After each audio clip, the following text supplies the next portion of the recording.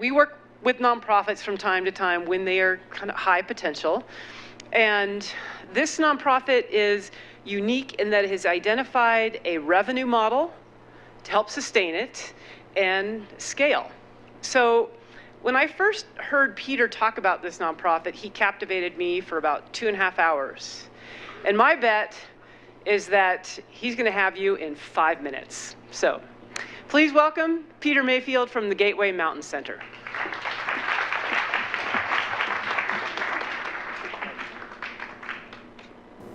When Joe was 3, he was taken from his home because his parents were addicted to heroin. He did multiple foster placements over the next 8 years until he was brought back to our community to live with an elderly aunt in 6th grade.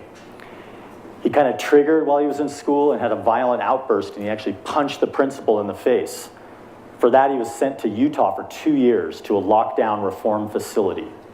He came back as a freshman in high school and was referred to our program for treatment. Gateway Mountain Center is a 12-year-old nonprofit founded here in Truckee and at Donner Summit. Our mission is to help youth of all backgrounds learn, heal, and thrive.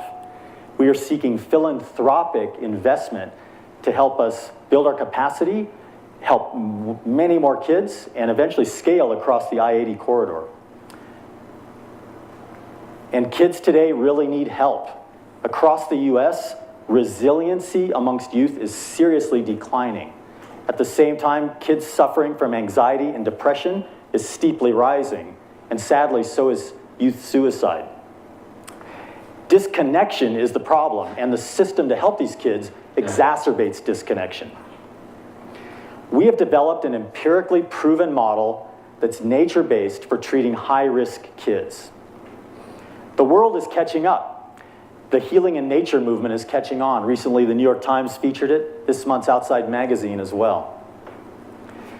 From prevention to treatment, we focus on growing social and emotional skill, doing experiential adventure learning, all to build resilience, grit, and self-efficacy for kids. We do this in 3 main areas. We have schools who come and visit us for 3, 4, or 5 days from all over Northern California. We do wellness classes throughout our region, focusing on higher need kids, such as the continuation high schools, the community schools, but also at Alder Creek, North Tahoe, and Truckee High. And then for the highest need youth, we do intensive one-on-one therapeutic mentoring. These kids get a 3 or 4 hour session each week. We call our treatment method 4 Roots for Growing a Human.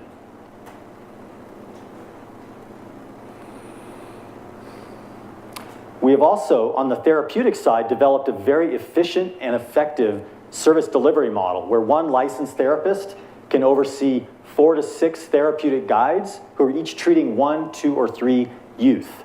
The youth get the attention they really need, and the whole system works well. We have a fantastic team of employees and advisors and partners and funders. A little bit about myself: I'm a long-term entrepreneur. I started in the 70s as a world-class rock climber. I became chief guide of the Yosemite Mountaineering School for all of the 80s, and I came down to the city to start the first full-service climbing gym. It was called City Rock. But my whole career has been based on the belief that these experiences are transformational. You can really heal kids in the outdoors.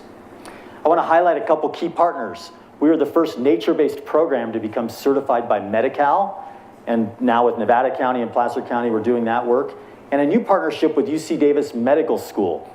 4th-year residents in psychiatry are doing an elective rotation to come and learn our method, work with us, do research on our method, and ultimately we hope to publish that research.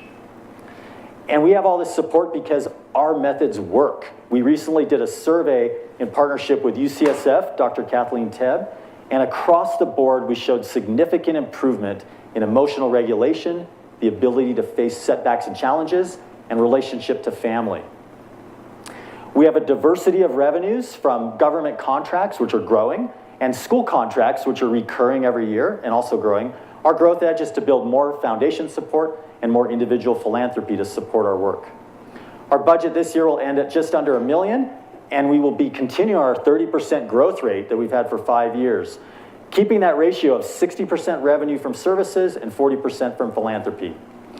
To scale the mountain, we need to build the base camp. We're seeking $500,000 to build our capacity and grow our programs and help more kids. Back to Joe. I visited him last week. A year later, he is doing fantastic. He's off all his medications. He's succeeding in school. He has a really good job, and he's really connected with his family. Invest in Gateway Mountain Center. Your return will be saving lives, improving our community, and changing the world. Thank you.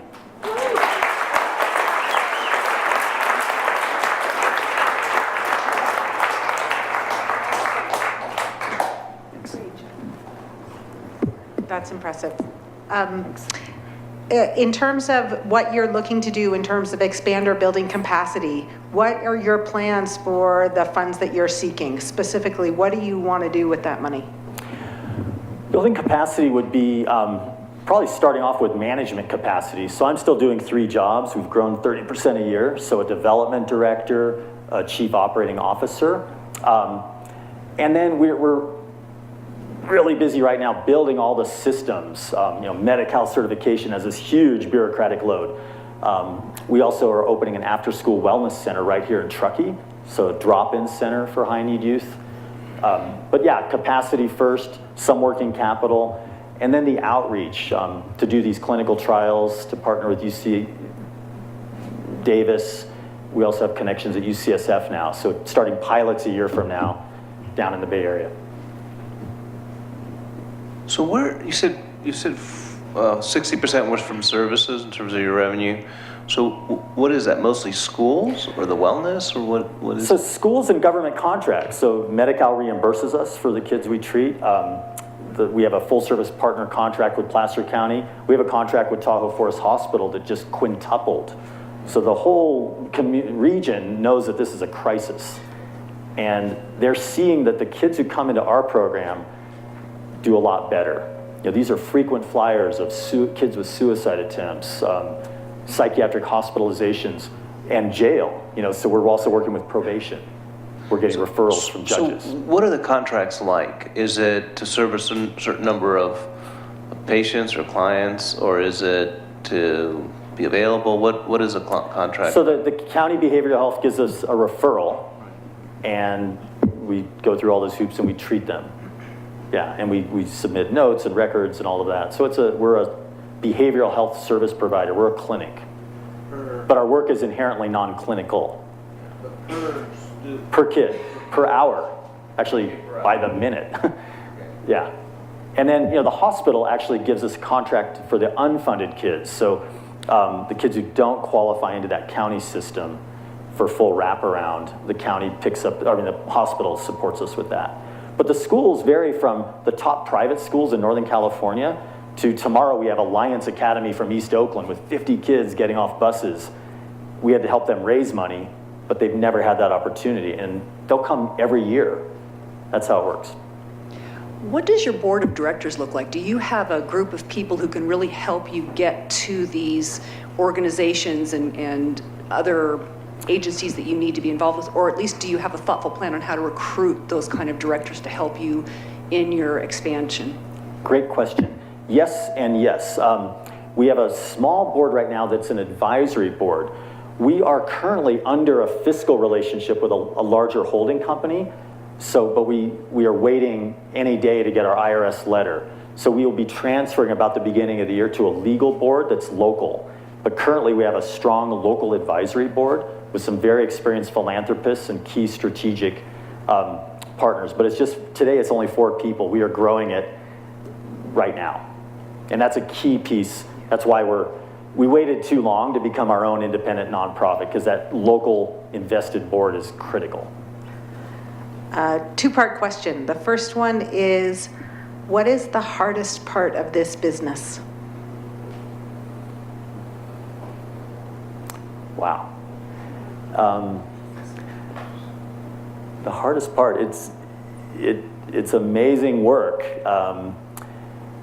Boy, the hardest part, I think, in a sense, we're trying, one of the biggest challenges, the David and Goliath thing, we are part of a movement that's up against the pharmaceutical industry, to be blunt, but we have to skillfully partner with it as well. You know, we're fourth year psychiatrists from UC Davis. We can't be overtly anti-medication, but it's absurd how that system works right now. And we see egregious abuses from the pharmaceutical industry all the time. And every day there's more reports coming out. So that's a big thing. The whole world is going toward this like shorter, quicker, quick fixes, you know, like mental health apps. I hope you hear that we're going in the opposite direction. The 4-hour session that a seriously traumatized kid actually needs. The relationship building, the neural regulation that you have with a caring adult out in the wilderness with you for 4 hours. We treat youth where they are. They're not getting banished to Utah. They're still in their homes. They're still in their schools. Yeah. So we were asked to judge using the criteria of, does the offering have a unique value proposition? Can the business scale, attract investment, and have a likelihood of success? And will they have achieved their goals in a 3-year time period? Peter, there you are. So very clear value proposition and really strong revenue already with your existing contracts with agencies that need an alternative to the stuff that they've been trying to do for years that hasn't worked, and good way of getting enough supply power in by way of using arms and legs from UC Davis and other entities to try and supplement what must be hard to find, a really good, strong wilderness guide who has strong therapeutic skills. I'm sure that that is not the most common way that those types of people are configured. So it's good that you figured out a way to augment your needs in that area. It feels like you have a really, really strong revenue model going forward, and that you have very clear plans of how you would use the funding, so it sounds like you can reach your goals in the 3-year time period.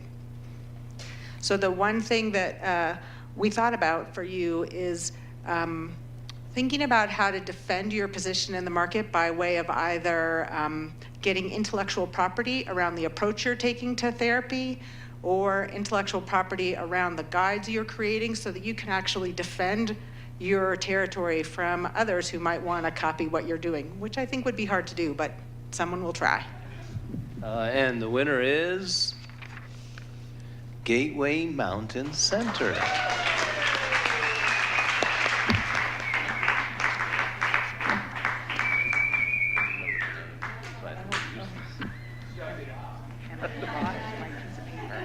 Very end.